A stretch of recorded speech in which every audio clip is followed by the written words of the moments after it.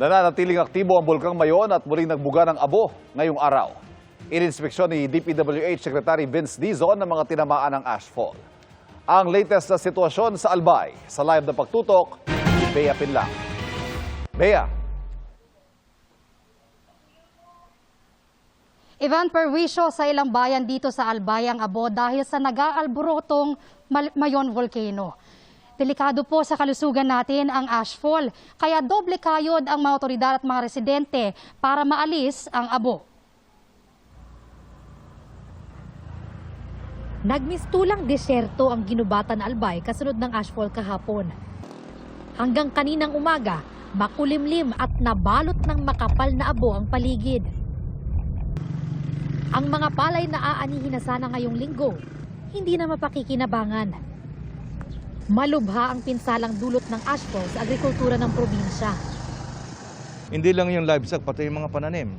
Lalo na yung mga palay. Ito ngayon ang medyo nag-worry ako dahil mataba na. Madali na yung nanihin. Ganito rin ang naranasan sa bayan ng Kamalig. Natabunan ng abo ang mga kalsada. Sasakyan, motorista, pananim, pati mga hayop sa bukid. Bumuga muli ng abo ang Mayon ngayong araw. Humigit kumulang 50 barangay sa Albay ang apektado. Nanuot na sa mga bahay ang abo. Halos zero visibility pa rin ang ilang kalsada. Kailangan namin linisin kasi una-una may pasyente po ako sa loob, tapos may bata, kailangan namin i-isolate yun. Linisin muna, tapos saka kami makakagalaw-galaw ng maigi. Mahigit 1,300 residente sa Kamalig ang inilikas ayon sa DSWD. 5 kalabaw at 2 baka na ang namatay dahil sa ashfall. May ilan pang nawawala. Sa utos ni Pangulong Bongbong Marcos, inikutan ngayong araw ni DPWH Secretary Vince Dizon ang mga bayan ng Albay na apektado ng ashfall. Hindi pwede yung iagagay lang sa tabi ng kalye. Kailangan natin tanggalin kasi kung tatabi mo lang, titigas lang yan, hindi mawawala yan. Diba? So, kailangan linisin, tubigan, hakutin. Magdaragdag ng personnel at mga truck ng bombero para maklear ang abo sa kalsada at hindi na bumara sa mga kanal.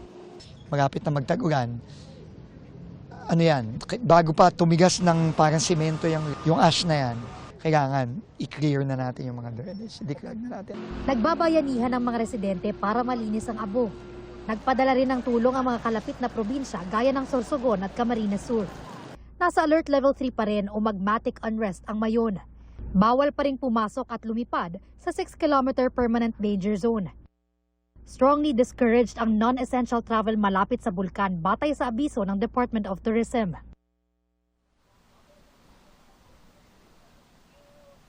Ivan, nakikipag-ugnayan ng provincial government ng Albay sa FIVOX para maaral kung dapat bang palawakin na yung danger zone sa Mayon Volcano at kung kailangan na bang magdeklara ng state of emergency. Ngayong araw po nakaranas ng panakanakang buhos ng ulan sa ilang bahagi ng Albay na ayon sa mga otoridad ay makatutulong para mapabilis yung paglinis ng abo. Yan muna ang latest mula rito sa Kamalig, Albay. Balik sa inyo. Bea, yung sitwasyon ng pagbuga ng abo, nagpapatuloy ba rin ba ngayong araw at sa mga susunod na araw kaya?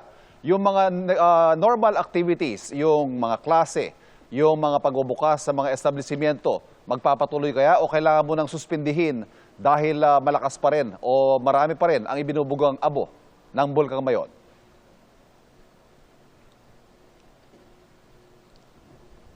Ivan, sa assessment ng FIVOX ngayong araw, nagpapatuloy pa rin yung pag-alboroto ng Mayon Volcano pero hindi na gaya nung kahapon. Suspendido na yung classes sa private at public schools sa ilang apektadong komunidad dito.